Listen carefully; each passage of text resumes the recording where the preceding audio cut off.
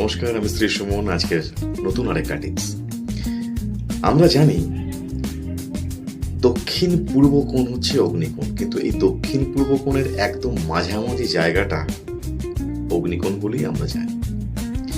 এবং যারা এখানে রান্নাঘর করেছে বা মনে হচ্ছে রান্নাঘরটা আমার দক্ষিণ পূর্ব দিকে নেই, নয় দক্ষিণে নয় পূর্ব দিকে বা একটু সাইডে বা একটু পাশে, যার যেরকম একটা মনে হচ্ছে যে এক্স্যাক্ট অগ্নিকোণে নেই বা এই অগ্নিকোণে নেই বলেই আপনার বাস্তুতে নানান সমস্যার সম্মুখীন হতে হচ্ছে প্রতিনিয়ত।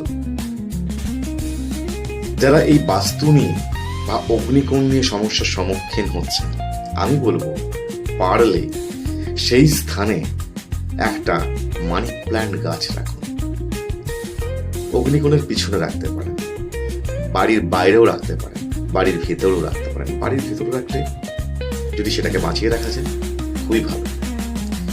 তো এই অগ্নিকোণে আপনি একটা মানি প্ল্যান্ট রাখুন, দেখবেন বাঁচিয়ে রাখার চেষ্টা করুন অবশ্যই। আস্তে আস্তে আপনার এই অগ্নিকোণ থেকে যে নেগেটিভিটি গুলো আসছিল, যদি আপনি মনে করে থেকে থাকেন যে আপনার অগ্নিকোণটা ডিস্টার্ব আছে, যদি মানি প্ল্যান্ট গাছ একবার লাগাতে পারেন এবং সেটাকে যদি বাঁচিয়ে রাখতে পারেন, দেখবেন আপনি পজিটিভ রেজাল্ট পাচ্ছেন এবং সব দিক দিয়ে ভালো থাকছে।